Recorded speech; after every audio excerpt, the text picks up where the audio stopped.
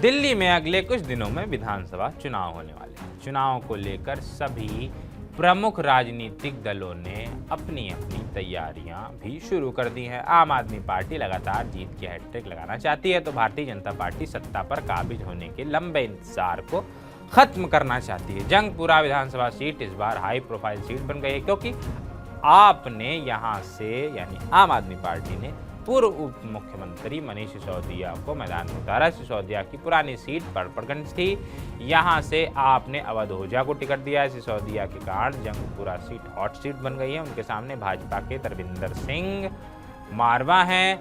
फरहत सूरी कांग्रेस की तरफ से चुनावी मैदान में 2020 में यहां से आपने जीत हासिल की थी। जंगपुरा विधानसभा सीट जनरल कैटेगरी की विधानसभा सीट है। ये पूर्वी दिल्ली संसदीय सीट के 10 विधानसभा क्षेत्रों में से एक है। ये साउथ दिल्ली का एक पॉश इलाका है, जो जंगपुरा एक्सटेंशन, जंगपुरा ए और जंगपुरा बी में बटा हुआ है। 2020 के चुनाव में कैसा रहा मुकाबला, कैसा रहा था बताते हैं।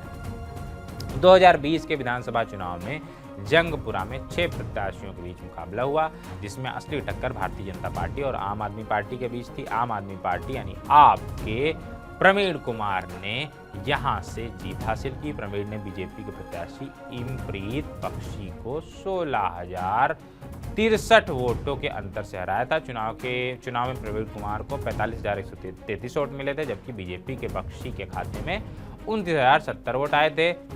कांग्रेस प्रत्याशी और 3 बार के विधायक तरविंदर सिंह मारवा 13,565 वोट लेकर तीसरे नंबर पर रहे थे। इस सीट पर कुल 1,46,383 वोटर्स थे, जिसमें 60% से ज्यादा वोट डाले गए थे। बीजेपी का जंगपुरा में खाता तक नहीं खुला है अब तक। कैसे? जंगपुरा विधानसभा सीट दिल्ली में उन चंद सीटों में से एक है जहां पर बीजेपी को अब तक जीत नहीं मिल सकी है। पहले यहां पर कांग्रेस का कब्जा रहा, जबकि अब आपकी पकड़ यहां पर बनी हुई है। साल 1993 में विधानसभा चुनाव में कांग्रेस को जीत मिली थी। फिर 1998 कांग्रेस के तरविंदर सिंह मारवा पहली बार विधायक चुने गए, अब की भी वो खड़े हैं। साल 2003 में चुनाव में तरविंदर सिंह मारवा ने अपनी दूसरी जीत दर्ज की। मारवा ने ही अपनी जीत का सिलसिला 2008 में भी जारी रखा। इस जीत के साथ उन्होंने बीजेपी को खाता खोलने का मौका नहीं दिया और अपनी हैट्रिक भी पूरी कर ली, यानी 3 बार लगातार वहां से वो विधायक रहे कांग्रेस से। लेकिन उनकी लगातार जीत पर 2013 के चुनाव में ब्रेक लग गया। इस चुनाव में आपने पहली बार अपनी किस्मत आजमाई और दिल्ली की 70 में से 28 सीटों पर कब्जा जमा लिया। इसमें जंगपुरा विधानसभा की सीट भी शामिल थी।